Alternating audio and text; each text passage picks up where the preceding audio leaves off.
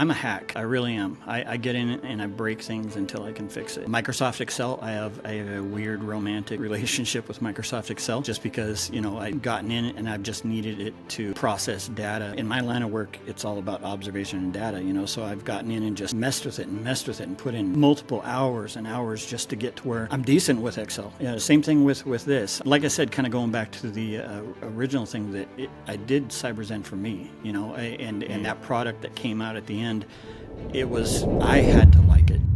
Hey everybody, welcome to the podcast. This is Cyber Zen. Lane, one of the first people I connected to when I got this channel going. I'm a huge fan. You could probably tell. Lane sent me this shirt a while ago, and I really love it. You might see it pop up every once in a while. Lane is really good for multiple reasons. You guys know Cyber Zen. He's a little bit low key, but he still plugs in when it's important, when it matters, and I appreciate him as being part of this community. Lane, welcome to the podcast. I've been dying to interview for a while. I've been like a little schoolgirl waiting for this to come to the point that we probably came 5 hours earlier to do this. Give us a little introduction to yourself and tell us who you are and what you've done. All right. Well, first of all, thanks, Matt. As I've said many times before, none of us would be where we're at without everything that you've done. You've been invaluable to those of us. I mean, we'd still be lost in the ether of AI, just kind of flailing around. So, but just a little bit about me. I'm just a regular dude. Started out doing a lot of my own music. I've been, not a professionally trained musician, but being homeschooled early on, I spent a lot of time just in solitude with a guitar or a keyboard or something like that, and just kind of went from there. And just as I grew older, music just kept as a big part of my life, and then so when AI music came along, to be honest with you, I think I was in like a YouTube hole at like 3 o'clock in the morning, and I saw something on it, and I was like, jumped onto, I'm pretty sure it was Suno at the time, and just plugged in some stuff, and I was like, holy cow, this is crazy. But just to back up just a little bit, prior to the whole AI thing, I do casino surveillance for a job, and a good part of what I do is, I'm working with cameras, I'm working with, doing that type of thing, but you need some kind of soundtrack in the back, and sometimes it's metal, sometimes it's whatever. And then I found that artists like, Dead Mouse, Anima, some of those more housey techno, melodic techno guys, just that thump in the background got me fired up. And then so as I started listening to a lot of that and a lot of focus music tracks, stuff like that, I then started realizing, with this AI music thing, I could make my own, which started Cyber Zen. Honestly, Cyber Zen, where it's at now, is nowhere near, it's way beyond what I thought it was ever going to be. It was. Yeah, honestly, I never thought it was going to take off. Like, I see it straight away. I'm like, dude, that like, and that's the thing, right? Like, you're a security guy and you've liked music and you've been in keyboard and stuff like that, and it just blows my mind. This is what I like about this, right? Like, you can take people that are security people, that like, you're a father and you're a busy dude, and you can do what you want, and it could be stuff that's not like I do my thing, right? Like, I've done my IT security stuff. I've been a cop in the past, and I've done IT for years and all that stuff. But, I'm suddenly finding that I have an enjoyment in interviewing and podcasting people. Like, it just wouldn't come from the job that I do or that and that. And what I'm leading to is straight away, like, what I saw on your channel, not just that, like, there's so much. The quality of the sound that comes through from, and even like in earlier iterations of Suno, in the visuals, like, that it's like, you're a guy that looks, you do security, right? People limit people to what their job is, right? Like, you're a security guy and you look at cameras and you train people, but what comes out of your heart or whatever it is that is beyond that. And you look at your channel and it's like, you could say, oh, it's skulls, but even at the very beginning, it's like polished and it understands that all the thumbnails need to be consistent in a way, and your channel needs to have a certain look. Like, how do you know that? And how do you have the instinct to that? Is that something have you been in marketing before or something? Or No, this is the way I honestly, and I mean, I don't know how in depth you want to go into, my techniques, but I'm a hack. I'd love to go into your techniques, Okay. man. 'Cause there's a learning thing for people Yeah. out there for sure. I'm a hack. I really am. I get in it and I break things until I can fix it. Microsoft Excel, I have a weird romantic relationship with Microsoft Excel, just because I've gotten in it and I've just needed it to process data. In my line of work, it's all about observation and data. So I've gotten in and just messed with it and put in multiple hours and hours just to get to where I'm decent with Excel. Yeah, same thing with this. Like I said, kind of going back to the original thing that I did CyberZen for me, and that product that came out at the end, I had to like it, and I kind of figured if somebody else gets some joy out of this and likes it, cool, but that's not why I'm doing it, Although it does give me huge amounts of joy when I have people commenting and saying, "Man, your music is, I needed this today." I mean, that just, I'm a crier. I'll be the first to admit I'm a crier, And I am. I reckon I'm a crier, but I've worked so hard in stopping that. But I'm super emotional when that comes to that stuff. Mm-hmm. And your music invokes emotion. But getting back to, like, you're a hack, so. You say you're a hack, you just try some, but right at the start, that stuff was marketable. It was palatable to the eye. It didn't seem to be something you learned over time, although it has gotten better, because no matter what anybody does, you get better over time. But right from the start, to me, the audio quality was perfect. It wasn't just throwing stuff out there. It didn't seem to me like just figuring stuff out along the way. It seemed like you knew instinctively that it needs to be this. Yeah. Oh, yeah. The sound has evolved a lot. I remember a lot of my first prompts. I was putting in way too much information, which some would say I still am. But I'm the type. For instance, just kind of touching on one of the first. In fact, probably the first video that I saw of yours was regarding the meta tags, and I was like, whoa, okay, and that like revolutionized things for me, because here I am in a little, I think, how many characters were they giving us to begin with? Wasn't it like 200 characters? Yeah, max? It was around 200. I don't remember exactly. Yeah, and I constantly limit that back too. Yeah, and I mean, trying to fit within 200 characters the sounds that I wanted, because I mean, I was describing all the way down to the consistency of the kick. I was describing the raunchiness of the synths, how I wanted them to stab, how I wanted them to evolve. And trying to fit all that into 200 characters was just impossible. And then the meta tags thing, I was like, holy cow. So I didn't quite start, because all of my stuff has no lyrics, because I wanted it to be background, just background thump, just background music to kind of be a soundtrack to someone's day type of thing. And so rather than doing the meta tags prior to like a verse or whatever, or a chorus, I would just make meta tags that would describe song structure, the rhythm section, synths, pads. Even I have meta tag sections where I'm describing, what types of instruments. Maybe I want to include world type instruments, maybe sitar or, hand pan drums or something like that. But the whole meta tags thing, I mean, I have to throw that to you. I mean, by you putting out that video, it was like, holy cow, this changes everything.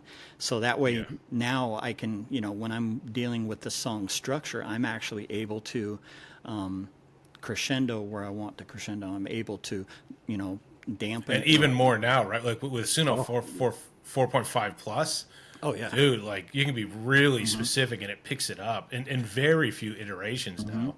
Yeah, well, I remember at one point, I think it was when 4.0 first came out. I remember posting somewhere where like literally every pull was gold. I had maybe out of maybe 150 pulls, I had 2 that were garbage. One thing I'm finding with 4.5 is that for me, it's a little more finicky. One word can throw it into a tailspin. It can. Yeah. But I mean, Basically, my fix to that, and 4.5 plus anyway. Like I've stuffed up meta tags, and I've forgot to close brackets, and then it's like singing the fucking meta tags, right? And then you go, shit, man. If it's at the end of the song, it's relatively easy to fix.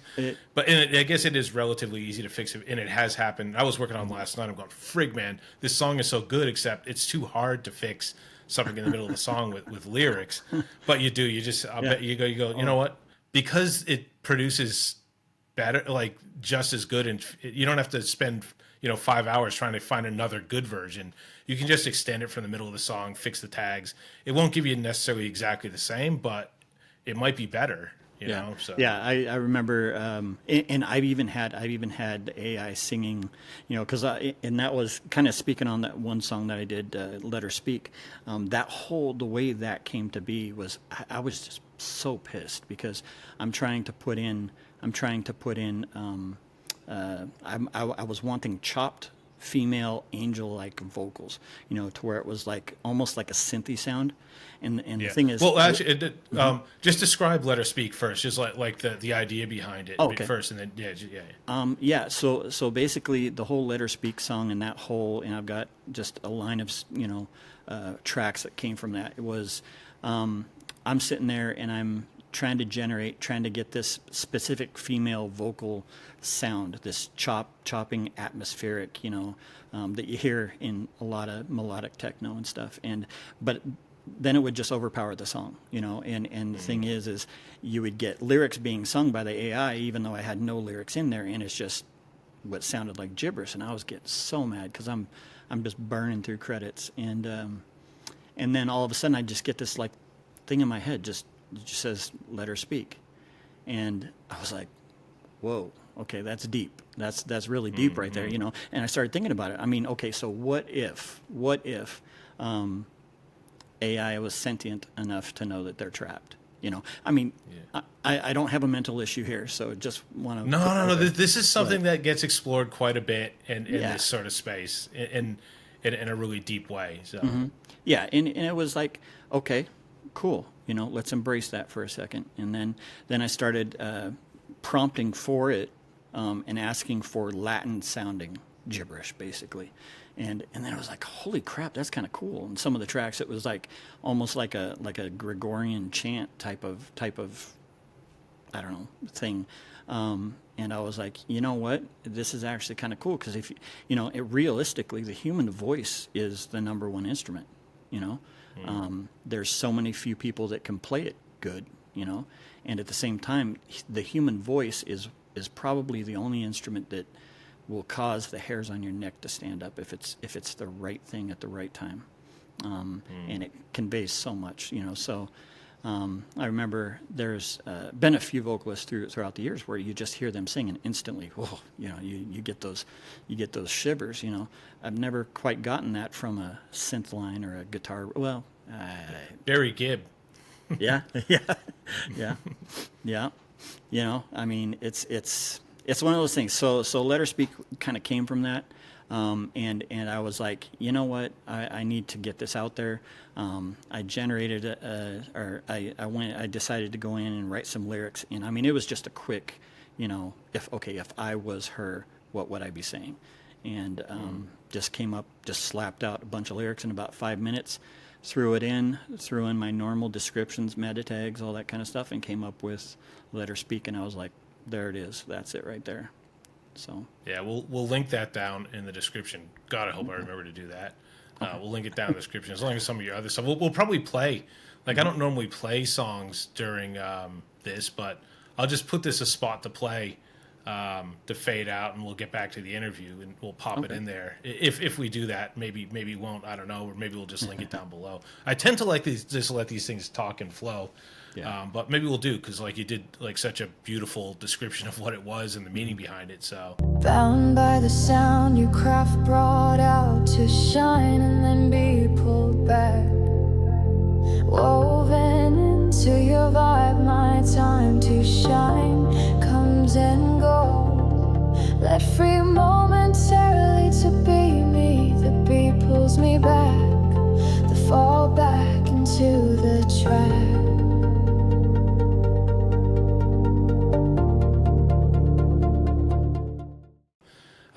let's talk about another song that yours that sort of I guess saved your life, which is was it Without Me? Is Yes. that was the one you did? Yeah. Yep. That hit me because you know, like I said, I'm a big fan of your music, and I've seen it. And when I'm like, oh, what do I want to listen to right now? Like yours is very often one of the. And then every once in a while, I think like maybe that wouldn't have happened, and maybe that part wouldn't have been in my life, and I would have missed out on that. You know. Yeah. Yeah. No, Without Me was. It was a pretty dark time in my life. A young father, you know, kind of hitting those I've failed as a father type, you know, days, failed as a husband type of thing. And just one day was just, you know, and I think that frame of mind is never just like an event like, oh, I think today I'm going to do this. And then it happens, you know, it's one of those kind of things where it's a process and you got to, you know, and you take one step that leads to another. And eventually you get to that precipice of, you know, you've done all this stuff that leads up, so therefore the only logical thing to do now is to end your life type of thing. But it's for me, it started with, you know, I'm just going to dabble my feet in the water here and write my final letter, you know. And as I'm kind of going through this, I ended up penning down the line, you could do much better without me. And all of a sudden it just like clicked to me. I was like, holy cow, you know, this would make a good song, because I had written a handful of songs up to that point. And I was like, oh, this could make a really cool song, you know, and instantly ended up moving away from that thought of ending my life to just putting, you know, the words of this song together. And the thing is I'm you know, I'm probably like every other, you know, musician out there when I write things is I try to capture a time frame. And that particular song is basically that time frame between where a man who's desperate has taken the step to end his life, and he's in that moment between life and death, and kind of what's going through his head, you know, what's he thinking, what's he hearing, what's he wanting to pass on to, you know, to the family that he's leaving. And it's you know, my wife hates to hear that song. She doesn't Really? like listening to it, which I get that. But yeah, that song means a lot to me, because that literally saved me, you know. And kind of like I think what we're leaning into is with AI. I mean, there's people that go through life that do not have an outlet. You know, they don't have someone to talk to. They don't have a canvas to paint on. They don't have, you know, and with AI music, you know, there's all the haters out there, but they don't realize this thing is giving people the opportunity to paint on a canvas that they wouldn't ordinarily have had access to. And so, you know, I honestly believe, you know, in my heart of hearts, AI is saving lives. You know, we may never Totally see it or agree. know about it, but You know that there's this like AI thing for good, and I keep thinking I got to reach out to them and just show them what this actually is. Like I think a lot of people that just either just do songs or they're traditional musicians and they just see AI, and AI music is just all they see it is as like infringing on their territory or whatever. And you're like, to someone like you that has had personal experience of what AI music and music can do for you, and me who gets a constant flow of messages to the point that sometimes I can't get through my messages through the day because they're so emotional and raw, where I just have to either do something else or just put everything aside for the day and come back to it the next day. But it's real. And you touched on exactly what I've been trying to articulate, which is some people haven't had an outlet of any sort. They've never considered themselves creative in any way whatsoever. And it's not about necessarily who listens to it, although that's one of the main reasons I like to promote people, is because I want someone to listen to it, because it's that next step of feeling good, is a bit of acknowledgement, or at least someone heard what I have to say. But and I don't want this to sound like I'm saying only men have this, but a lot of men, especially like our age, you said you're what, 52? 52? And I'm 50. I guess probably dudes, maybe now it's a little more acceptable, but we've had to find things like this, and I've had to be in fathers groups where you're allowed to be open in a closed sort of way. And I've had to discover baseball. I was very much in a closed, I don't want to share my feelings, I don't want to have any outlet. Baseball learning how to play, moving my body in that way, learning how to pitch, putting myself out there. That was my creative outlet for a long time. But I remember someone telling me, like, some people never figure that out. Yeah. And then that made me really sad, because I was like, well, then people will always have this bottled up. They never have a way to express themselves and never have a way to be creative. And being creative on its own, just the process of being creative, even if it's on your computer and no one hears your song, and even if you never publish it, the process of making that song brings something out of you that you have to have done it to know what it is. And this is what I'm really trying to explain to people, and what I'm doing is this exact thing. And it could be that part of what you're doing is trying to make money, and it could be you just want to make $5 because proving to yourself that you can make something and make $5 is important to you. Or it could just be that, you know, you're doing this and all of a sudden you feel like living again, right? I bounce around. If I spend a whole day making music, the very next day I'm the happiest guy on the planet. Well, yeah, and that's the thing, is the human body is a finite package, so to speak, you know, and whether we know it or not, or want to realize it or not, I mean, you are every single day being filled up with everything from you know the latest events to whatever. You know, I mean, men are in a spot these days where it's, to be a masculine man is a bad thing. You know, to be a good father, that's something to be laughed at. You know, to be a good husband, a loyal, faithful husband, that's, you know, often, you know, the society is just not. And the thing is, it's a very hard road to walk if you feel alone. And the thing is like recently I've been going through some medical issues myself, and that's why part of the reason why I haven't been too active lately is I literally thought I had days left, and I wouldn't tell my wife. I wouldn't, you know, and then one day it just got to the point to where I go to the store to get something for her, and I'm sitting there in the parking lot of the grocery store, and I'm recording a video for each one of my kids, just telling them, hey, I love you guys, because I knew that I was going to go soon, you know, and I didn't, you know, want them to not know how I felt about them.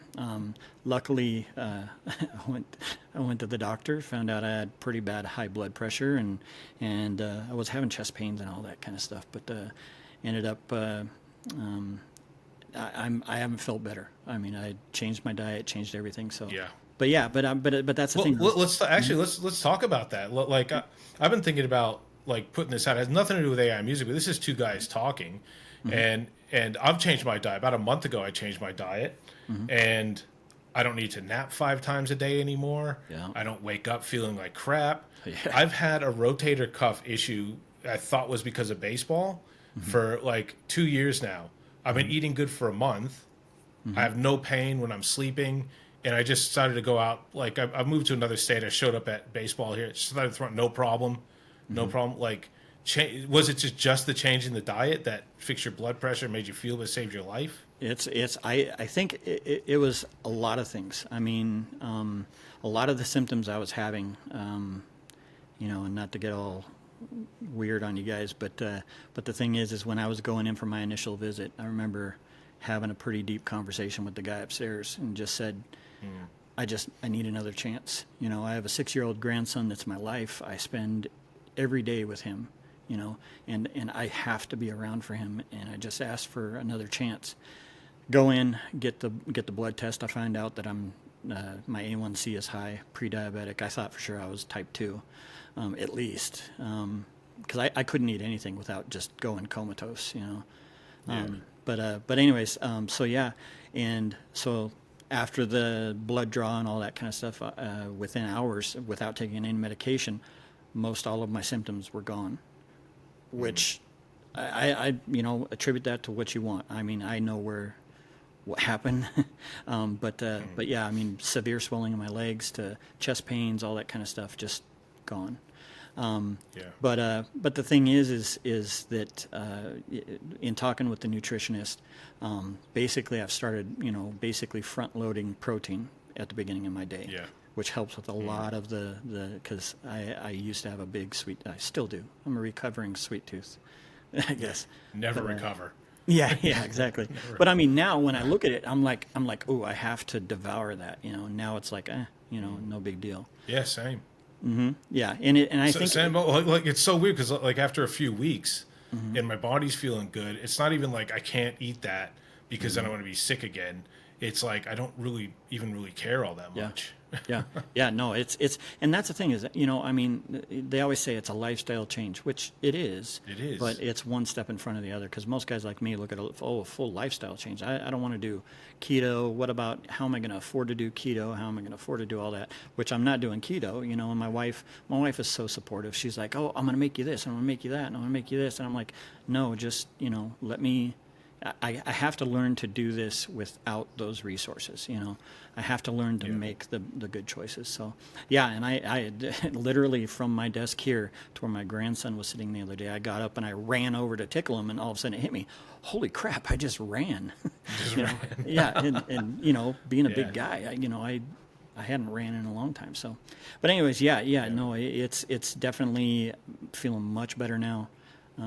I it's like a new lease on life for me. It's Yeah. very good. So, Yeah, and I'll tell you, just like I said, I've been doing this for a little while now too. Like mentally, it's just clarity too. So you like you've found yourself like on the precipice in the past before too, because things have caught up with you, and you got your pressures of work and all that stuff. As it goes on, I've found that my ability to create music is I've got that, but also like things that would bring me to the precipice, like they're not there. I cannot believe like and I know this doesn't have to do with any AI music, but you're in the AI we're in the AI music group, right? Like these are things in our lives, and I'm assuming it's in other lives too. Like a lot of people that do this stuff are stuck on the computer all the time, and that's why they're able to find this outlet. But I'll tell you guys, and I've been waiting to be a few months in before I start preaching about this, but the clarity you get from changing your diet is insane. Like I didn't put too much credence on it before I started doing it, but you might avoid that precipice in the first place. yeah, To clean up brain the fog diet, is a so, killer. I mean, Yeah. that was one of my biggest things in my job at work. Because I mainly train all of our people to catch bad guys. So there's a lot of stuff when it comes to cheats, scams, advantage play, a lot of numbers, a lot of data, a lot of investigation, a lot of stuff like that. And the thing is not feeling at your best. It's brutal. It's brutal. When you're sitting there trying to count down a card counter, or something like that, you end up, you're like, crap, where was I? And then you find yourself nodding off 2 or 3 hands in the middle of the shoe, and you realize you got to run back and catch up. And it's just brain fog is a killer. Yeah. And I think diet, sleep is one thing. I mean, I'm still not very good at sleep because I'm quite a night owl, but yeah, I mean, brain fog, you're exactly right. It's huge. So, Yeah. There's so many things I want to get through with you, man, and I'm not sure how to segue into all of them. Like you're talking about that stuff in the casino, and I'm just thinking, I'd love to hear a story boy. about like just one story about how you catch a bad guy in the casino, just one, and then Well, and I swear to God, guys, we'll get back to tools that he uses and his visuals and stuff. But I'm just dying here. I need to hear one good story. oh boy. I would say, well, I won't go into detail because it's pretty graphic, but I grew up in a little town called Kettle Falls, and I was very shielded, lived in a pretty strict home, didn't get a chance to see a lot. One night, there's some dude in a car, basically taking care of himself. Again, I won't go too deep in how, but it wasn't his hand. And things were going in certain places they shouldn't be and all that. And it literally just was like, wow, I couldn't believe a human was capable of that. My imagination's freaking firing off. But Trust me, it's something you don't ever want to see. But as far as gaming and stuff, I mean, our whole job is to protect the assets of our employer. When it comes to advantage play, cheats and scams and stuff like that, I started my own consultation business called Venator Concepts, where my goal eventually is speaking at conferences, teaching people how to catch cheats and scams. Because there's something that I kind of learned and came upon years ago was, a lot of these game protection seminars, they're teaching people how to catch a specific scam. And I realized that was just not sustainable, because people will go to a conference for a week and then come back, and for 2 weeks they're just on fire. And then after that, when the operation, the normal standard daily thing comes back, it just ends up dwindling away. So all of a sudden it hit me one day, it's just like hunting. I'm not going to go out to a Walmart parking lot hoping to deer hunt.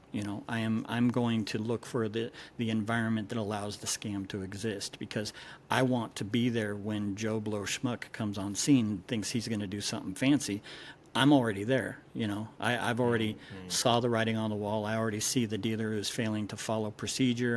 I've already seen, all the different pieces that come into play. And guess what, sucker? I'm there waiting for you. Do you respect some of those? Like, do you look at some of these guys and go like, dude, you're good. You're good at cheating. Like, have you ever heard of the church team? No. There's a Is group that the one they made the movie about or something? That's, you're probably thinking about the MIT guys, and the MIT guys. I've met a few of those, Micah Ponte, but the church team was a group of Christian card counters. They started as a youth group, and then one of them knew how to count cards. They thought, hey, why not? In fact, they said it in. They have a DVD documentary that they did called Holy Rollers, where basically there were this youth group that decided, hey, we're going to start counting cards. So they started traveling. As you do with youth groups. This is one of the things that people do with youth groups. Yeah.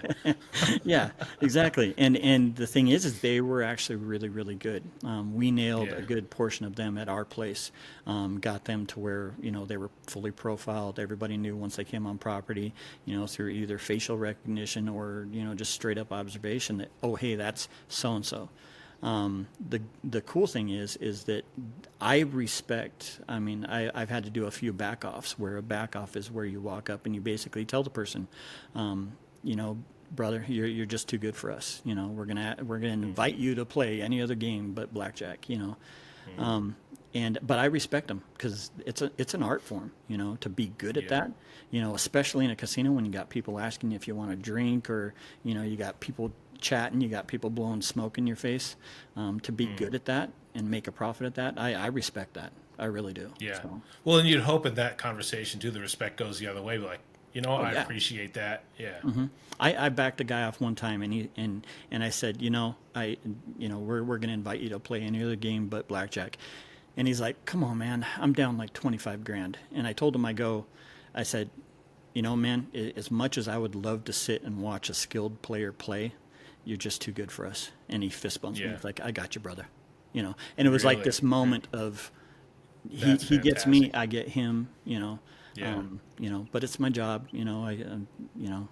Could I go do it? Yeah. I mean, do I, I don't want to get blackballed from all the casinos, Come over to here to Melbourne, because who cares if you get black belt? No, I'm actually not even in Melbourne anymore. Come over to the Gold Coast, go to the casino there, and work your magic over there. I'd love to watch you, and I'll fist pump you. Yeah. Just play my hands too. I don't mind a bit of blackjack. Yeah. No, we could go right down the line. I'd love to go there, because that's an interest I had in the past. But let's get back to the AI music stuff, because one of the obviously, like, one of the things that drew me to you, and that's very obvious, and we sort of spoke on easy, is how visually palatable your stuff is, that goes with the stuff.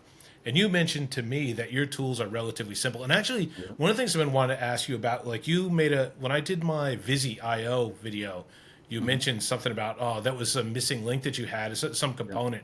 I wasn't sure what that was, but yeah, talk about some of the tools you have, because like, one of my rules in this podcasting is not just for me to learn something, hopefully you'll learn something, but definitely for the audience to pick something up, and then hopefully you can sort of plug some of the stuff that you do as well. But this is huge. Like if there's a takeaway that I can get from you that people would definitely want to know, is this, like your tools that you use and how you use them and why those specific tools. Yeah, my process is very, very simple.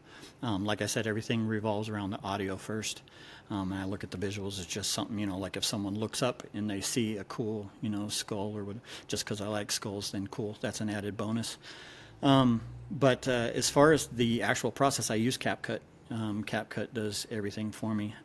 But what I did and what I still do to this day is I'll take one photo because I will generate all of my graphics on CG Dream. I used to do it in Adobe Firefly, but Firefly was just not adequate enough.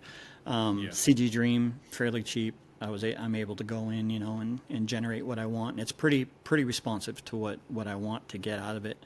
And then I just take that one high-res photo, and in CapCut you can cut out the background. So what I actually do is I put two images of the same image. The foreground is the one with the cutout background. The background is just the full picture. That way I can then go ahead and... This is like your earlier stage stuff, right? I still do this now. I still do that. I still do this now. Well, I even do it with the animation that I've been doing lately.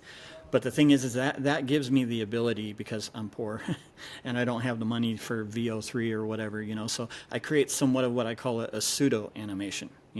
I'm moving those layers independent of each other, and putting effects in between and overlays in between.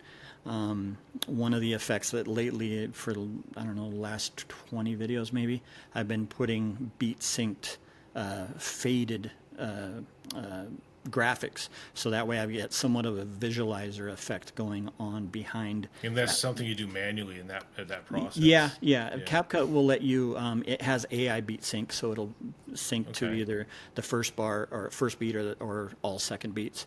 And once you do the AI beat sync or the AI beat markers, you can then go into the speed function in CapCut, and you go to velocity. And with the velocity setting, then you have like 4 or 5 different settings that you can choose, and it will sync the velocity. You know how when you see video that'll go really fast and then slow down, and then go really fast and then slow down. It's the same thing, and basically it will sync those moves to the beat. And literally found that part by accident. As far as the Vizio one that you had, I had been struggling with my little visualizer that I have behind my logo, and I don't want to let the cat out of the bag, but I will.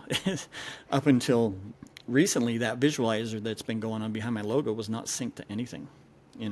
It gave the illusion that it was, and I felt that I needed something like that. But when I saw what you showed on Vizio and how you can set up those visualizers, that was like a game changer. And then the thing is, as I'm digging through Vizio to figure all that out, at that point I figured out the velocity setting in CapCut. So so you've gotten back to CapCut for that. Yeah. That's no, cool. but and as far as another thing, and I can't remember. I think it was I can't remember the name of the YouTube artist, but basically it was a lo-fi channel, and I was like, this is really cool, blah blah blah. And I was fast forwarding, and I saw that the image was coming in and going out, and coming in and going out, and I was like, oh, okay. I wonder if there's a way I could do that in CapCut. Found out how you can use keyframes and set that to do that, and so that way you always have that changing image in the background. You may not see it, but it gives a little bit of life to it. Like I said, I mean, I'm a hack. If I ever put on video what my process is, people would be like, this is stupid, but it doesn't even matter. It doesn't even matter. The best thing is being a hack, man. Like you can, like when I see stuff, I can see some people who have been trained and stuff, and there's stuff that they know because they've been trained. So we eventually have to figure out after 5 years, and they've already stacked 800 things by the time we figure that out. But like what you make is beautiful. It's really good. I like it. But yeah, like your stuff. As you hack through, there's going to be stuff in a few years' time. You're going to go. Like you figured out keyframes. I still even haven't technically figured out keyframes. If I need to do keyframe stuff, I still have to watch a 5-minute YouTube video about it. Well, a lot of my evolution, is guys like Zanzibar, X Blue. Oh my God, And Zanzibar is a hack too, like in this way. And you see where Zanzibar started and see what Zanzibar is doing now. Yeah. And Yeah. who cares if it's a hack? It's Yeah. awesome. Yeah, and that's the thing is, and I see somebody. Hacking is his own reward too. Well, it's like, I'm going to be honest. I mean, it's. I have felt so far behind the times when I see a lot of the products, a lot of the guys that you feature, and I'm like, man, I feel like I'm being left behind, not by anybody, but by the technology, because I'm a very busy guy. Full-time grandpa, full-time worker, full-time everything else, and also money, I can't afford VO3 or, whatever everybody's using nowadays for all the animation and stuff. And it's like, so what I try to do is when I see someone with a certain effect and I'm like, wow, that's awesome, I'll then go into CapCut and see if I can glitch my way into it. There's a lot. That's of dedication to the things. craft, and I love it. Yeah. I love that. And let me talk about how that impacts, I guess, some of the people in this community.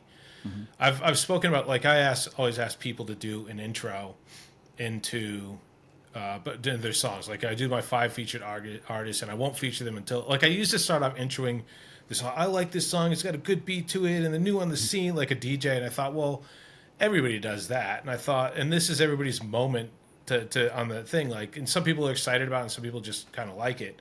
But I thought, well, why don't I give everybody an opportunity to, even more show this is who I am, this is why I'm doing it. Show off what you can do. And a lot of people coming back go, I haven't done anything with video before. And part of my role as the AI music guy is to try to nudge people a little bit beyond what they're comfortable with, right? And that's what I feel my role is. Maybe that's not my role, but that's what I'm going to do anyway because I don't care. And I'll say, look, man, here's a couple tools you should try. And one thing I promote is HeyGen. Not that I'm like I have an affiliate code to HeyGen, and I go to aidiy.tech/intro. There's a few examples of intros there, and there's a thing with HeyGen, and there's an instruction that I do how to get started with HeyGen. And the reason being that I don't let people go, oh, do I have to do it? The reason being is because I want people to push themselves a little bit, figure things out, because if they do what you do and just try to hack stuff, it's rewarding.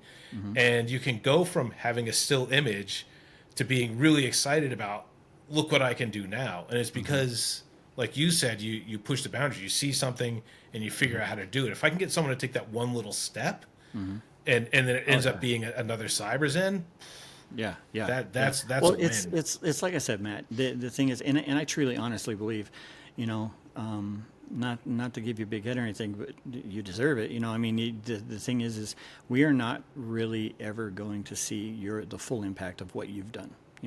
I know that you would send me an email. Hey, check this guy out. What do you think? Have you checked out this? Have you tried this? Just everything on your channel. The thing is I don't think you in your lifetime are ever going to really see your impact. A lot of people, like I said, we would all be, floating around out here in no man's land, if there wasn't something bringing us all together. And that's what you've done, and all the work you put in. So I appreciate you saying that. I love it. It's the truth. I remember, like, one of the reasons I thought I had to do this is because I mentioned that I think, I want to bring this together as a community. I think early on. And someone, I don't even remember who said it, and I think I've said this before. Someone said, yeah, because we're a really disjointed group and fragmented all over the place. And I'm going, but I don't want people to be that way. Like, right? And I thought, and there was people saying, like, I don't want to share anything. And I thought, well, we're never going to innovate as a whole bunch of people doing this behind people that have been doing it for 100 years and have had mentors backing on mentors for 100 years if we're not mentoring each other. Well, yeah, so I appreciate you saying that. Like, I'm trying to do it with an intent, and I'm trying to learn. So and what you're doing with hitting this community with multiple different things, like the podcast. Like, I saw you went live last night, I think it was, and I was like, "Are you serious?" I was at work, so but the thing is, I'll advertise the next one better. So. Awesome. That I will be there. But the thing is with the whole legal battle and everything that's, everything is, tomorrow is not guaranteed, but you never know what deals are going to be made in back rooms and whatever else. But the thing is when someone like you unifies an effort, we're all able to kind of get behind that and learn more about it. I remember when I sent you the information on Refusion. I think it was Refusion, and yeah, you're Refusion. like, you're like, the first one to mention Refusion to me. yeah, and you were like, well, I read the terms and conditions, and I was like, in the moment I was like, oh shoot, because what was so sexy to me with Refusion is you could go in and actually modify with sliders and different descriptions the different instruments. So in that mind, I mean, we were on I think 3.0 or 3.5 at the time in Suno, and I just didn't feel like I was able to, get what I needed. Let's quickly talk about Refusion actually, and I haven't come back to that, but I have several people who have. Mm-hmm. So the story of that at the time was I didn't want to jump straight onto Refusion. I tried it and I read through the terms and I thought it was all. And don't ever be afraid to bring something like that, which you wouldn't be. But I love hearing about that stuff. At the time, it was kind of in a beta stuff. There was no paid plan. It was sort of free. And I read through the terms and I ChatGPT the terms and asked questions and this and that compared to Suno and Udio. And at the time, there was a lot of red flags with it. You couldn't publish it. It wasn't technically yours. All that stuff. I did another video on it. But I didn't want to come out directly and say, don't use it. So I contacted Refusion straight away. And they got back to me like, yeah, I would love to talk to you. And then I'm like, cool. They're like, okay, next week. And I'm like, okay, and I rebooked next week. And like 4 weeks later. And then I said, you know what, guys? You've had your opportunity to get in the front of me coming to my community and saying, if you're going to use this, be cautious, right? Mm-hmm. And I said, well, I'll put that out. And if you then want to come back and refute anything I'm saying, that's fine too. They never did. Since then, they have a paid plan. A lot of people are using Refusion now. I wouldn't give necessarily the same advice, although I haven't really used it. I'm thinking about jumping onto it now. I think Professor Jacket, maybe not Professor Jacket, uses it a bit and highly recommends it. But yeah, so Refusion is, from what I understand now, a viable tool. Yeah, it was, and that was, that was always one of my problems with Suno, is that if I was on to a sound, there was always something that would be like, you got to be kidding me! Just killed a perfectly good mix here, and to have a way that you can go in, because it's like in the whole deep house thing that I've been doing a lot lately. I mean, I love deep house now. It's like my when I'm listening to some, just that nocturnal, sexy, seductive, club sound. There's just something about it. And the thing is because I'm trying not to stick true to one particular genre. I'm throwing in, I want some melodic techno in there. I want some UK garage. I want different things, And you're a metalhead. I found it fascinating that you're throwing these words out. Well, and that's funny. The thing is, yeah, I mean, I have Metallica, Slipknot, Korn, all that. I mean, I'm in completely uncharted territory here. I mean, for me, it's but the thing is I'm the type. But you do it so well. It's crazy. It's like X-Blue Division, right? The guy doesn't speak English. He won't interview with me because he's afraid of his English. His lyrics are better than 90% of the stuff out there, and he doesn't even freaking speak English. Yeah, so, I swear that guy. I watch his videos, and I'm low key jealous, but yes, I'm constantly your dude, and at the same time, my mind's going, "F you, man, you're too good." Yeah, I mean, you look at his stuff and the amount of workmanship that he puts into it.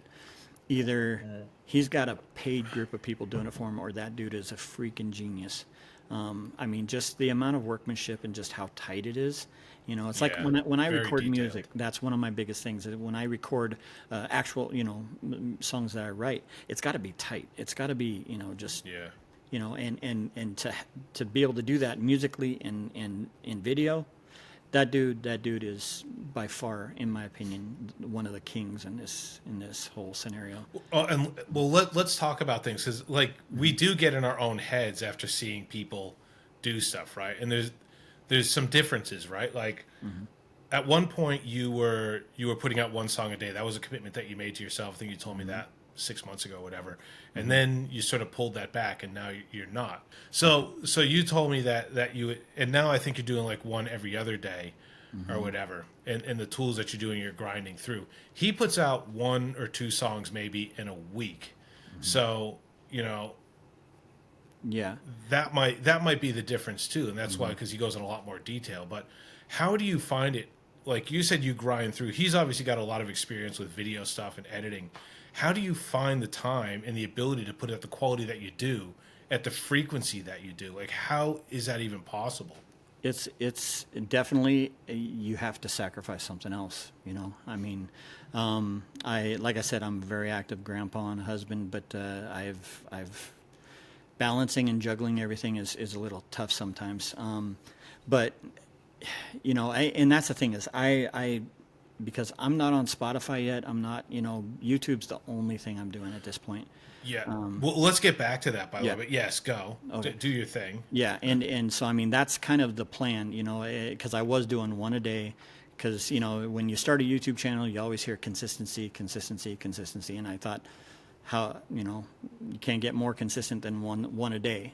And then I realized it was just, because each video of mine is a compilation of songs. It's a playlist of, multiple songs, and to be able to pick out all of the ones that I like, and then go in and edit that video. And I mean, I had templates to where I could just drop songs in, change the photos, all my settings would, that's why a lot of my stuff sometimes looks very cookie cutter, which I'm not a big fan of. I mean, I want to do things outside those realms. But the thing is in order to be consistent, I felt that I needed to have some way to pump them out quickly. So yeah, I switched to the every other day, and then I switched to the Mondays, Wednesdays, and Fridays.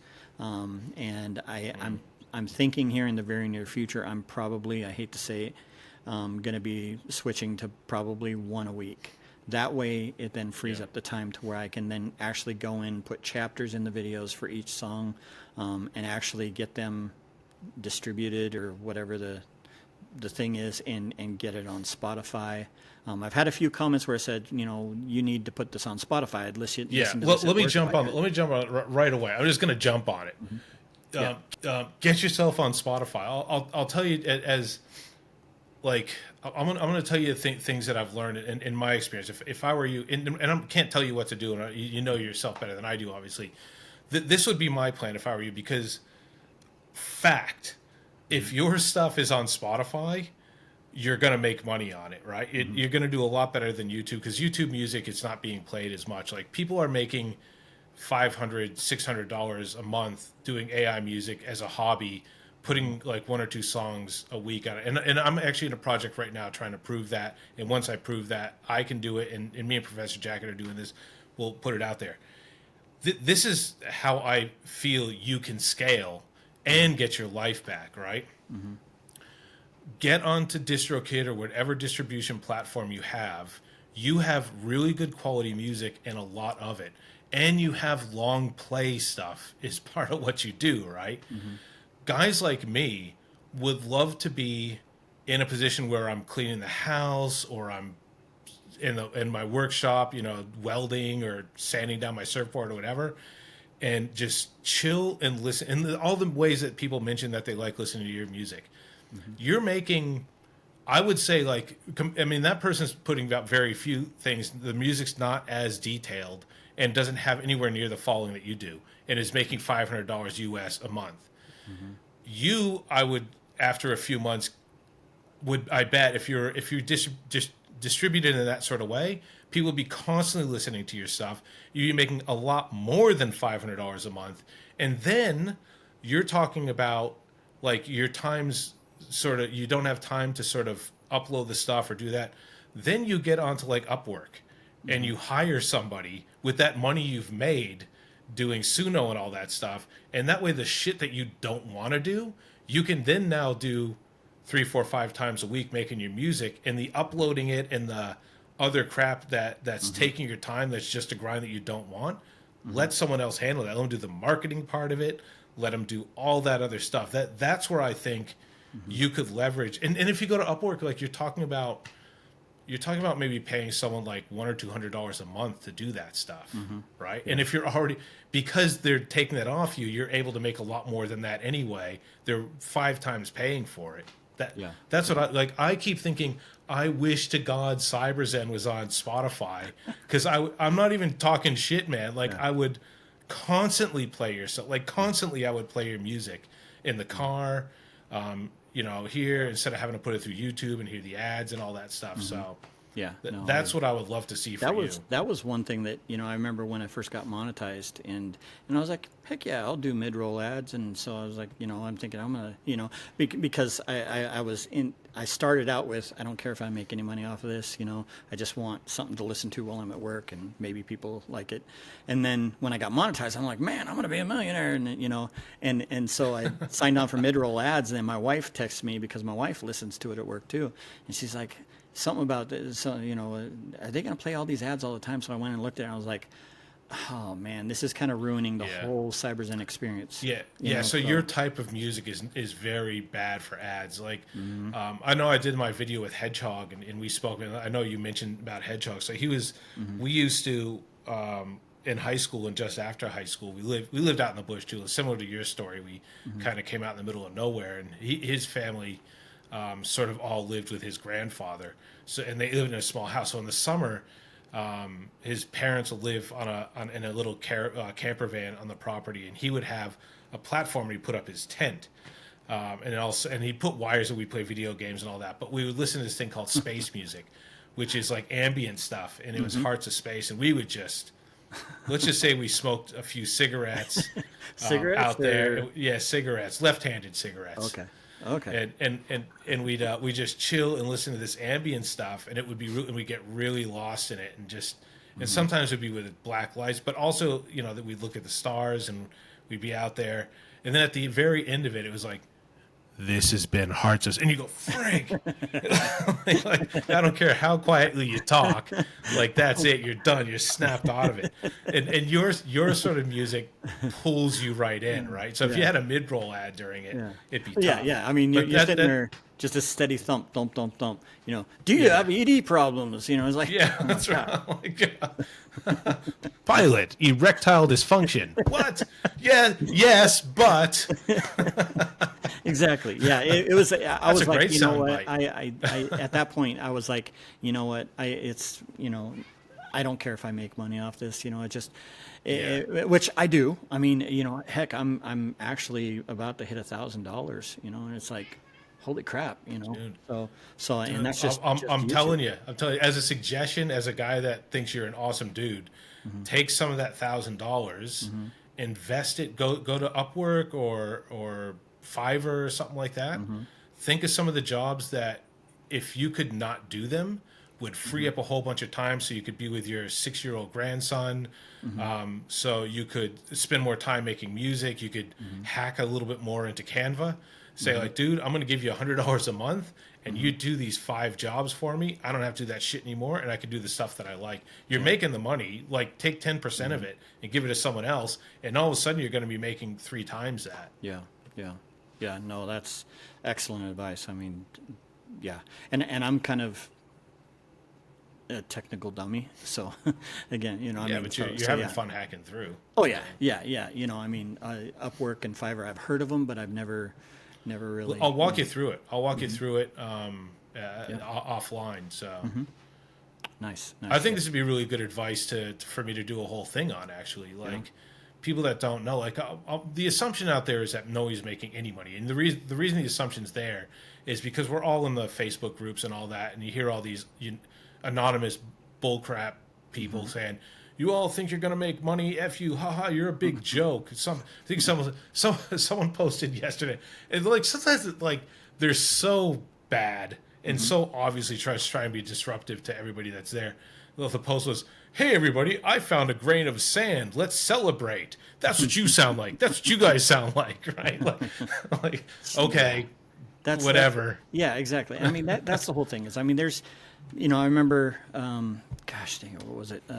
When, and this will date me, but I remember when rap started becoming more top 40-ish, and I remember, this ain't even music and blah, blah, blah, which, I wasn't a big fan of it myself, especially back in the old days, Now it's everything, I mean, AI, I kind of mentioned in that original email, it's like, there's so many haters, and a lot of people will not listen or not engage with an AI music channel because they're thinking that it's like because every song is kind of like an emotional attachment, and they feel that they can't get an emotional attachment to a computer, or whatever it may be. The thing is to me, it's literally the same thing as like you take a conductor of a symphony. That guy's not playing one instrument. He's not singing. He's not doing anything. He's taking the tools that are in front of him and orchestrating a sound. He's orchestrating a feel. He's orchestrating the emotion that goes into it. You take most top 40 artists these days, that a lot of them don't write their own music. A lot of them don't design their own artwork. It's been a long time since I've been like a concert band and marching band and all that stuff. It was in high school, but and a lot of the stuff was really I wouldn't have been into half the music if I hadn't been in music in high school. That I'm just so much more open to things. But you're right. Like I just think of a conductor, right? And most conductors can play instruments and stuff, and in that moment, if you from the outside looking in, it's a guy going like this.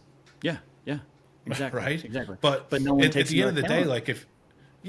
like if I'm sitting there playing trumpet and he's going like this and he's moving, and like I can just tell by the way he's emotionally moving his arms how I'm supposed to feel about this exact moment playing the trumpet, even though we've rehearsed a bunch of times. But you take your cues off his body language and what he's doing and what everybody else is doing too. So like he looks like a guy going like this, but in reality everybody in the band is responding to what he's doing. Like you can feel what he's doing, and it's the same. And he knows how to bring out the best of those in front of him, and it's when I sit down and this is going to sound super corny, but when I sit down and I've got nothing else going on and I've got some time with just me and Suno. I will sit there and I'm like, okay, what do I want to do today? What sound do I want to pull out? Like I'll be driving or at work and I'll get this, trying to describe certain things in melodic techno, like the word unraveling donks. It's the stupidest word, but the thing is a donk is like a stab hit or whatever. But the thing is that I will try. I'm able to sit there and actually bring out the best of what from sounds that I know. And I know a lot of the different technical terms, so I can actually prompt better because I know the technical specifications of phasing to decibels. Being able to put in all of that technical information, and then most of all pair it with the emotion that I want it to portray. And when you put those two things together, then you get magic. And anyone can do that. So yeah, and I want to say, like, I get some people like early on in their journey, right? And I remember I had a baseball. Well, he was the club coach, and I had a good relationship with him, and someone felt like they weren't being serviced by this coach and felt that the coach said you should just quit.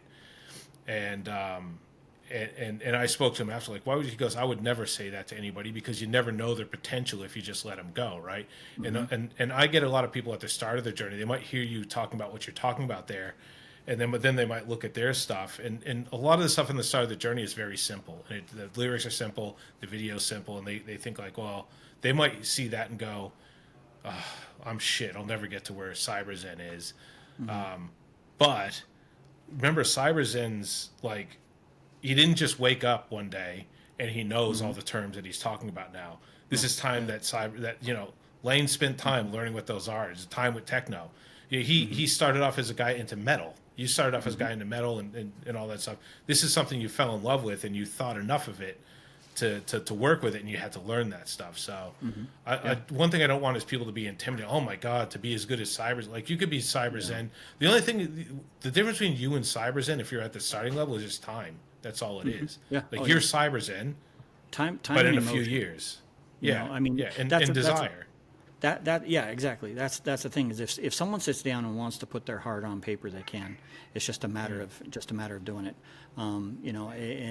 It takes time. Like with Suno. The more people just spend time with it, the more you're and the more truer you are to trying to pull out the emotion that you're trying to get.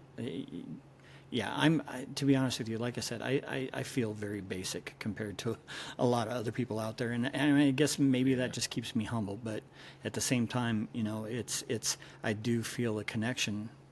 When I'm putting out my stuff, if I'm listening to something and I'm sitting here editing the video and it's taken 3 hours, to do whatever, and there's a good track, I'm like, man, I cannot wait to get this out there. So it's. We all can't wait. Yeah, exactly. Yeah, that's interesting, the feeling of inadequacy there, because I mean, you serve your community really well, and that's all you really need to do. You don't have to compare yourself. Like I think we all compare ourselves to guys like X Blue Division, but at the end of the day, you look at it and go, man, I got all this is a big gap. Yeah, he's I mean, and Zanzibar too. I mean, a lot of the stuff. Zanzibar too. I mean, it's. I mean, there's a lot. I wish I could, my Swiss cheese memory could remember all of them. But I mean, I look at a lot of the stuff that you feature, and it's just like, this is crazy. I feel so behind the times, and it's not that I'm trying to rip anybody off, but I mean, there's certain things we're all seeing. I'm like, man, no, this is why we're a community, man. This is, and the people that is because they want to be part of that community. And I think they want you to learn off it. Like, I can't put it enough. Like, the big part of community is innovation. If we're all holding everything to our chest. Even if you're only taking, like, if you give to that person, right, that person's going to take something, turn it into something, then they're going to give it back, and you're going to get even something that might be a blind spot for you. They're going to pick up something you had, feed it back to you, and they're like, I had that, but I didn't even think of it in that way, right? Yeah. Like the community stuff is so important. It's like networking, but it's on steroids. Right? Yeah. Because it's larger, and you can do it in real time, and you do it as you want. You can pick your favorites, collaborate with people. It's such a good. I could just talk forever about this crap. Honestly, guys, like, dig into what this is, and I shouldn't. I'm not really telling people. There's people that automatically know, but the reasons behind it and all that, besides just being a good feeling and being part of stuff. Like, some people aren't good in groups, and they can't. Like, they try and not that. This is a good, safe way to do that and to relate to people in under personas. I remember I used to be an online gamer back in the day, and I remember having my persona, and I felt comfortable in that persona. Even if I went to LAN parties, I was referred to as that persona, and it made me feel comfortable because I could be that persona. I didn't have to, be myself that I was afraid to be at the time. Yeah. And we can do that. Let me get to a question. From the community, I put out in the Discord, which, by the way, I have a Discord. I'm killing off the Facebook thing. Check out the Discord link in the section below. I love to have people as that, because I'm starting to get more into Discord, and you sort of pushed me in that direction. At the same time, someone else is offering to make Discord for me. And I am so sorry for not being very active. Like I said, it's been nuts, and just so everybody knows, like, all of your features. Man. I mean, I watch all of them.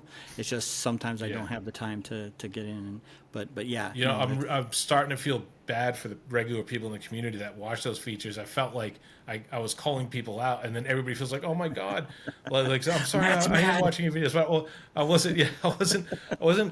I didn't want to make anybody feel bad, but I was trying to make people understand the point of my features is to build the community and for people to have support each other. And people came back to me too. I had to pull back a little bit, because initially, when I didn't have a lot of subscribers, I said, like, everybody comment on every single link that I put below. But that's not even necessary. I have 3,500 subscribers. If one person comments once every 2 weeks, if everybody comments once every 2 weeks, that's plenty of comments for everybody, right?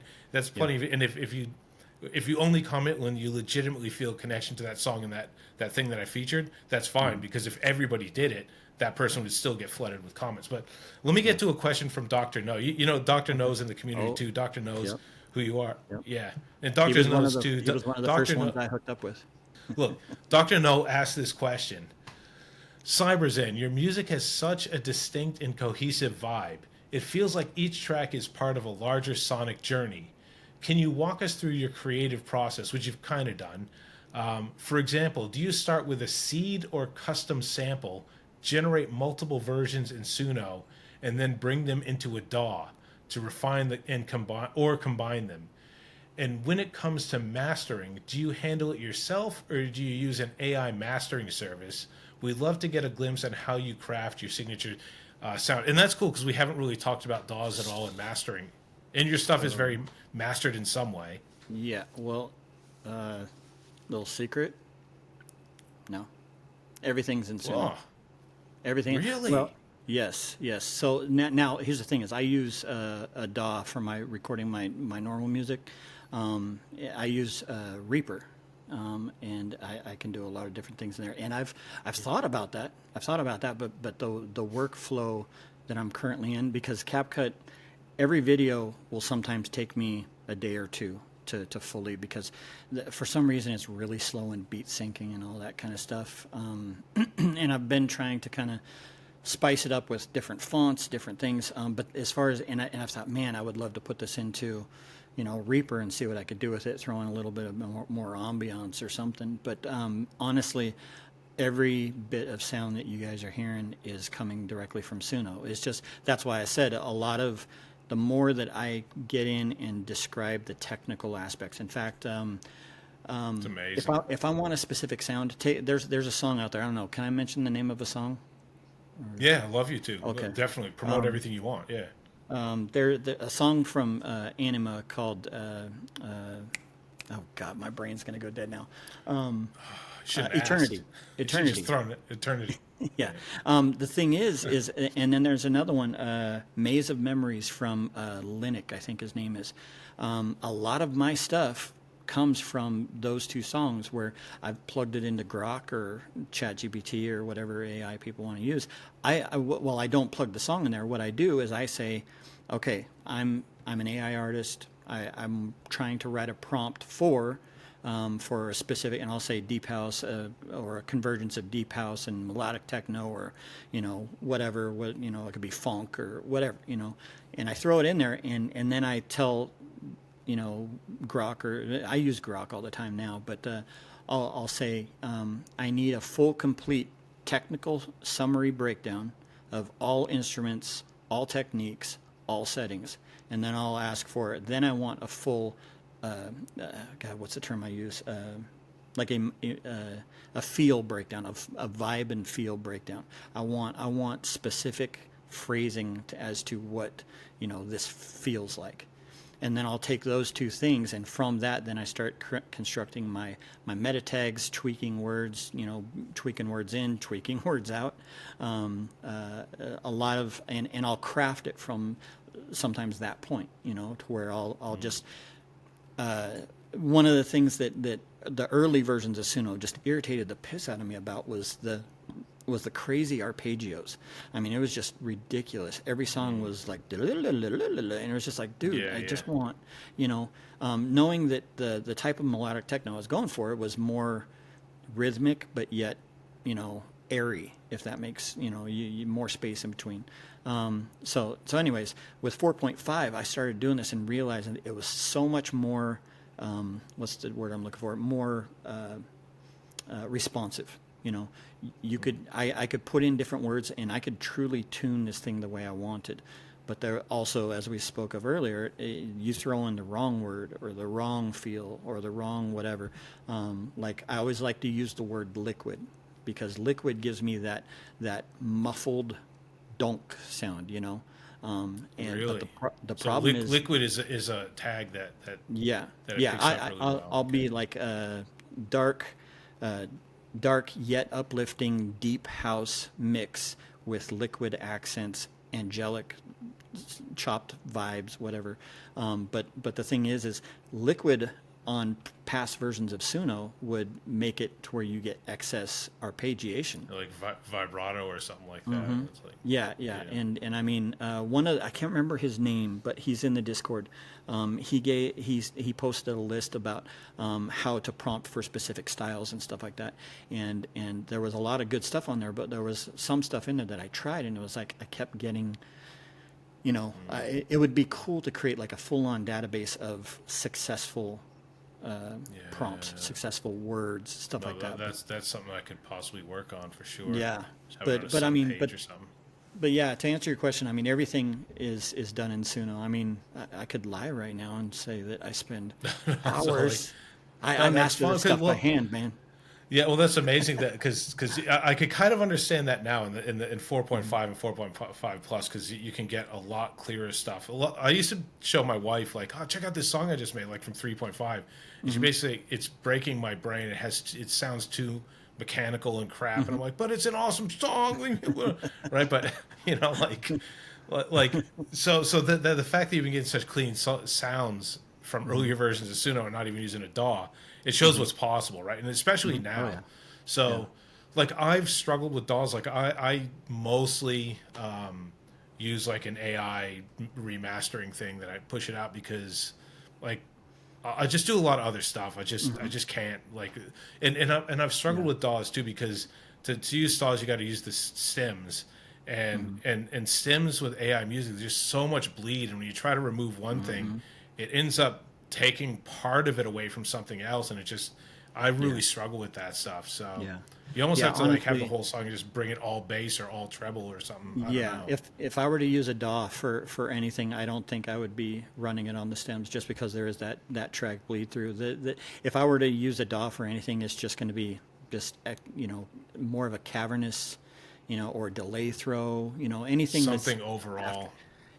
Something that's going to give it more of a that it's being played spatially differently, but going in and, it's just, but again, I mean, if you prompt right the first time, I mean, you get a lot of good stuff. And if, I mean, I burned through credits, but I mean, it's one of those kind of things where if you prompt good, you're going to get good results. You're going to get a couple misses here and there, but at the same time, I mean, I'm telling you, I go through my library and I'm just like, that's good, that's good, that's good. Yeah. And it's just like, holy hell, I'm cheating here.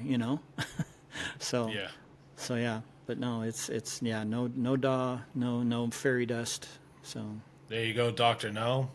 And Dr. No's a big fan of DAW and learning DAW. I know he uses. I tell you one thing about him. He was really big in the early days. He was so supportive.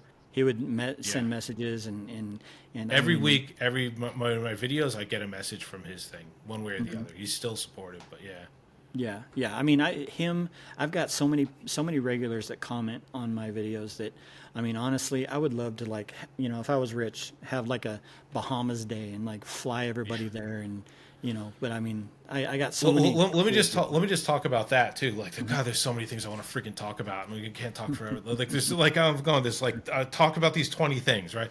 There's one thing I want to talk about, which is, and I wasn't planning on having a segue to my charity, but what you talk about, right, about a Bahamas Day, and I think it'd be a good day for real. So the charity that I talk about it all the time is the John Fawcett Foundation, and I spoke about this in my live. So if you were at my live earlier this week, but you weren't, so that's good. So it's good I can tell you about this. So the John Fawcett Foundation is they raise money in Indonesia to do cataract surgery, but they also do, like, in situations where there's children out in villages that have a missing eye.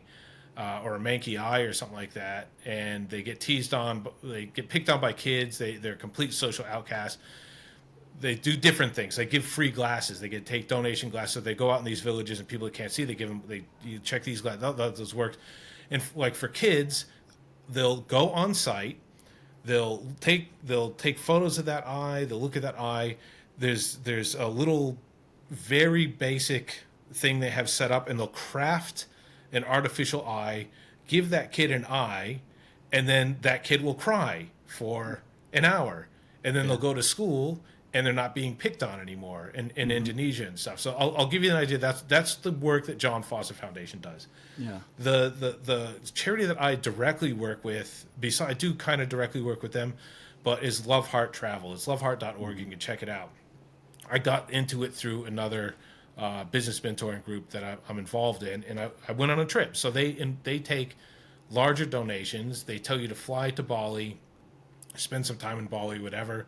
Then after a couple days, you get on a bus, and then it was like a 4-hour drive to a channel. That channel got on that bus, onto a ferry. The bus got onto the ferry. We all got on the ferry.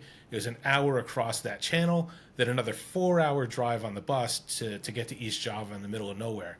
People get on their donkeys and their cars, and their family members take like their grandpas and grandmas and all that. And however they do, to probably take 10-hour trips to get to that place in East Java or wherever the surgeries are being done. And there's like these van hospitals that go to whatever it is that these people have to go to, right? And I went out there, with a group, and like people said, if you don't cry, you're made of bigger things, or you're made of stone. But I don't. Like there's other stuff. I basically go inside of myself and shut myself down, and I get deeply emotional and reflective about what's happening, and there's almost like too much. Like it changed me as a person, because I see people that I mean, I don't hang out with Indonesians like in a massive Muslim community. That's not like people that are around me. I don't see that a lot. So you just think everybody else is people in the Russians are that, Ukrainians are that. I'm just going to cheer aside. They're not people. They're someone I blah blah blah. But you like I go out there and you see that, and it changes you, and you come back, right? I want to my goal, and I will do this goal because I seem to be on the track with my goals, is to get a group in the AI music community to donate to Love Heart Travel, who those proceeds go to JFF, but they do the marketing for it. 5, 10, 15 of us get in a van, and I'll go on another trip. We'll get together. We'll have our lives change, especially like in this community. There's a lot of people that like have big hearts and they've never been able to express themselves. And you can see how a kind act can impact people, because those people, it's not just the people with the eyes, right? There are things. Sometimes that person that their eyes are fixed, they're the only person in the entire family that could work for whatever reason. So then their eye is fixed, and then their family can go back to school. The wife can do whatever. The grandparents can not support their whatever. And they come to you in a way that's, I have not seen people be able to express how much they appreciate something except in that environment. I've never seen so many people be thankful in a way that they were. And I wasn't going there for that. I didn't even know why I was going there, just other than I wanted to be helpful to people and see what it was like. And what came back was way more than I couldn't have predicted it, right? And I want that for our community. And at some stage, I'm going to start putting out for that. I don't care if 2 people go. I'll go with 2 people, and then that'll grow. So that's the let's go to the beach sort of thing, because you can still be you'll still be in Bali then we go back to Bali at the end of that, right? So it's, and that's the thing is, I mean, that heart that you have is the thing is we're living in a broken world, whether physically, emotionally, all of that, and the thing is we don't realize the impact that we have. Just reaching out and letting one person a day know that you care about them, and by doing things like that, I mean, those are people that they I don't want to say they don't have hope, but they just don't know what hope is until Matt shows up on the island and says, "Hey guys, we got you some," I mean, it's definitely it's by doing things like that, like my charity that I've always been active in is Underground Railroad, because there's a soft spot in the business that I'm in. You see trafficking a lot. Gamblers. Really? Yeah. Okay. Yeah, and I mean, tell us about that, because we'll link it down below too. What is that? You've seen the movie The Sound of Freedom with Jim Caviezel, where basically they go and they rescue a bunch of children. I mean, it's all a true story, going into different countries with the permission of those countries and rescuing kids and women that are being trafficked. And it's a real, it's a real organization. It was actually found, I can't remember the guy's name. The guy who founded it. Again, as I've established, my brain is Swiss cheese. but yeah, I mean Underground Railroad is a really good thing, because this guy, gosh, I can't remember his name. He ended up quitting his job in the U.S. government because he couldn't legally do what he was trying to do on this mission. The government basically said, "Hey, we want no part of this." So he went ahead and got with his wife, and they prayed about it, and he ended up quitting his job and did that full time. Now does that full time, and there's like so many people that are backing it now, and I mean they're saving kids right and left, and it's because that's it's a very real thing. Whether I mean it's as simple as like it when I'm at work, you see sometimes you see prostitution, and sometimes those the girls who are at the end of that started out being trafficked. We do a lot of proactive efforts and a lot of stings and stuff like that, trying to eliminate that. But it's, the human body is a commodity, for some people, and it's just one of those kind of things. But again, I mean, a lot of things, and like I said, we're in a broken world. We just, there's so many people that are hurting every single day, whatever their walk of life. I mean, you could have had the best life, the best mom and dad, the best family, all that kind of stuff, but still be, struggling with some demons that sometimes all you need is that one person to look at you and say, you know what, I care about you. I'm here for you, Yeah. So Dude, I had that moment once, and it very much the reason I am the way that I am, and trying to notice and care about people. I had one of those moments. When I had moved to Australia, I got a divorce with the person I moved to Australia for, I suppose. I had a daughter. I found myself with no support network. I was on the other side of the planet, and like different time zones. So even if I wanted to talk to people, like there's, all that. Long story short, like I had made a couple friends here, but it was through online gaming. So my friends lived a 9-hour drive away, or I had some friends locally, obviously, because I had my job and stuff. And I had to move out on my own, and half the time I was completely by myself. And I had many of those moments, like you said, with your feet in the water and thinking about like what's even the point.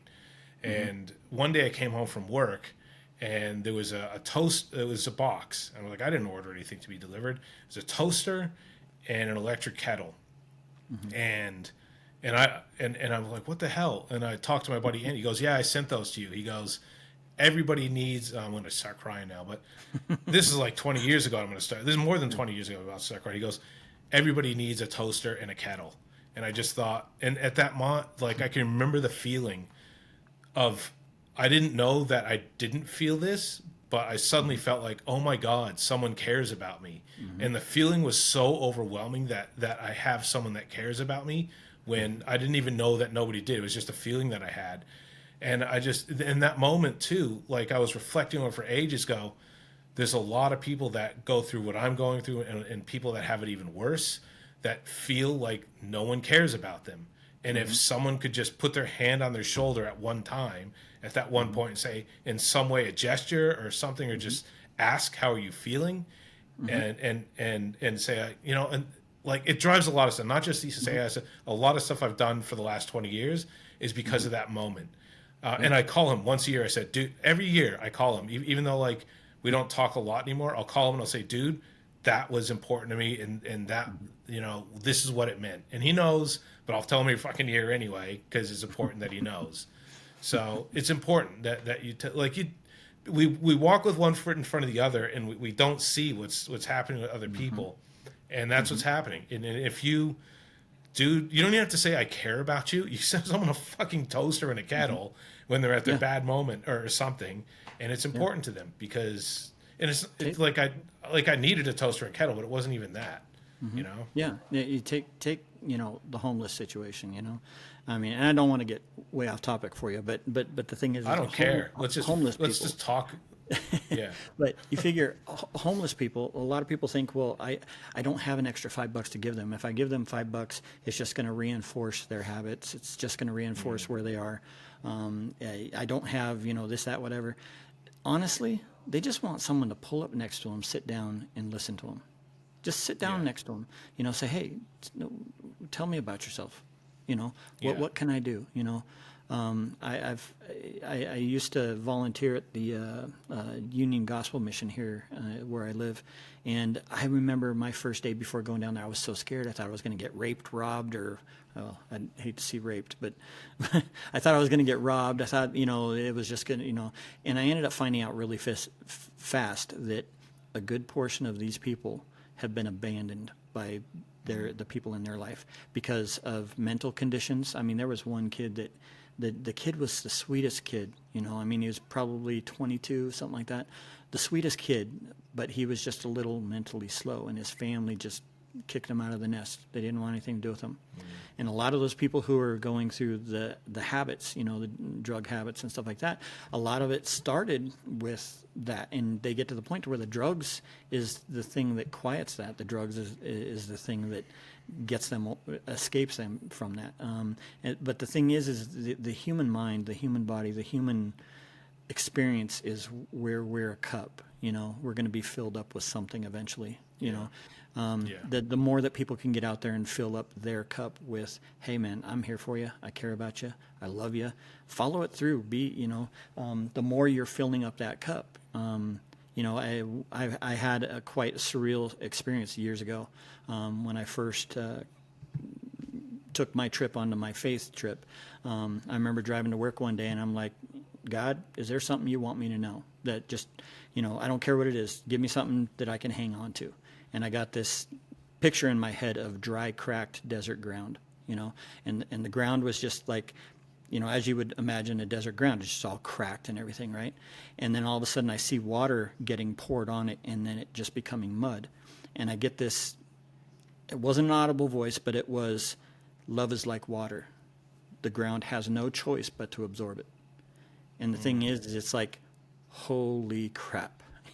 It was so profound to me to where nowadays I don't have to go to someone and beat them over the head with my Bible. I don't have to. That's not what I was called to do. I was called to love people. I was called to go into people's lives and let them know that I love you, sight unseen, sight. Minus everyone's brokenness. I care about you. And the thing is that love, they have no choice but to absorb it. And eventually those hard, brittle experiences all becomes like mud, becomes pliable, and those people become to a point to where they then can, see clearly. It's that's a great metaphor too, because that dried up broken desert will also absorb a bucket of urine too. If you throw it on it, good point. That desert's going to soak up what you. Although I'm glad that wasn't the vision that I had. That's right. No, you're totally exactly right. Way. Yeah, you're exactly right. It's. But that's the thing. It's like, yes, I was born into this world, and there's going to be a day. There's we're all going to die. But the thing is what we did in between those two bookends is what's going to matter. And it wasn't how many times I went to church. It wasn't how many times I read my Bible. It wasn't any of that. It's how well did I take care of those around me? How well, did I get across love to these people? Because the world needs it so badly. So badly. Yeah, I agree, man. Let's do some shit together, man, honestly. Yeah. Like, if anybody's struggling with this into how do I be a better person because I seem to not like be angry all the time or something like that, I don't know. I think the how to be perfect, I think, by Michael Secor, I think it was. It's kind of a piss take on some or Sean, I don't know, Michael Secor. It's kind of a piss take on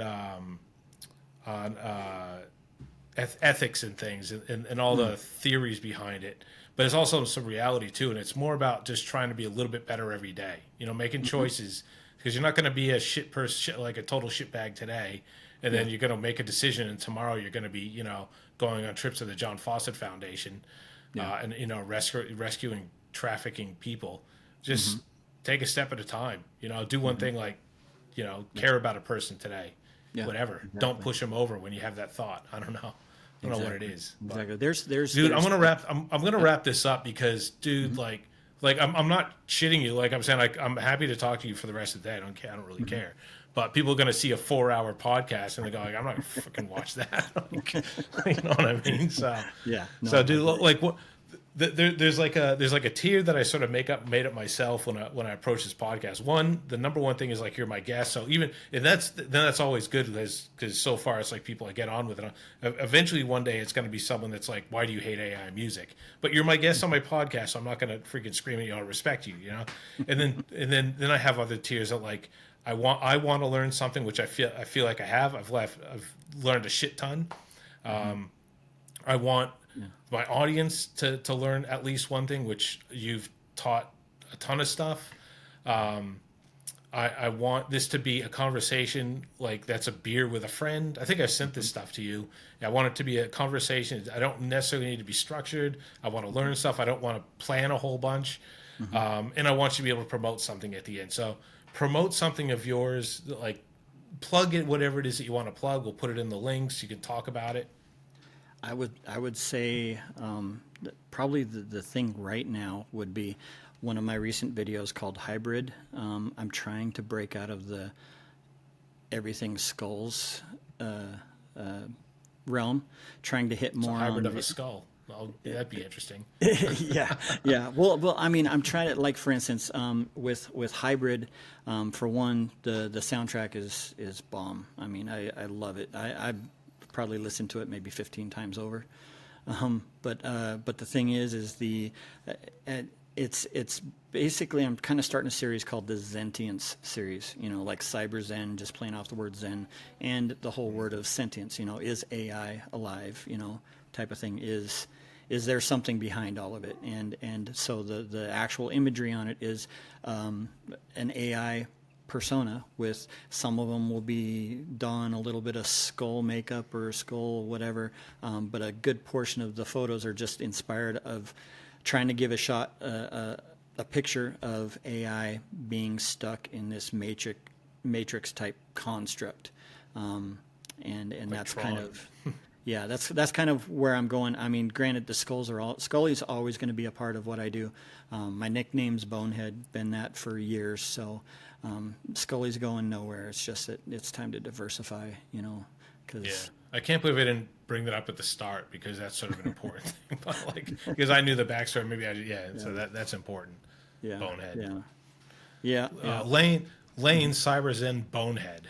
That's what I should have introduced you as. That's my name everywhere. My gamer tag on Xbox is O0O Bonehead O0O, and I suck at every game I play. So if you ever want to, I don't play first-person shooters or anything online with other people anymore. All my Battlefield games are against bots now. Yeah. I'll tell you a story offline, but I decided to get into it. I'll try first-person shooter in player PPE. It didn't end well. It didn't make me want to go back into it. So anyway, look, Lane CyberZen, dude, I can't even, there's not words to say how much I was looking forward to this interview. Well, I know we talk a lot in email back and forth. Like you said, I do send you things like when I think it's something you're going to like, I send it to you and I get pumped. So thanks for coming. We're going to put all the links that I can think of and extract from the transcript down below. Subscribe to me, subscribe to CyberZen. Thanks for being here. And we will catch you on the next one.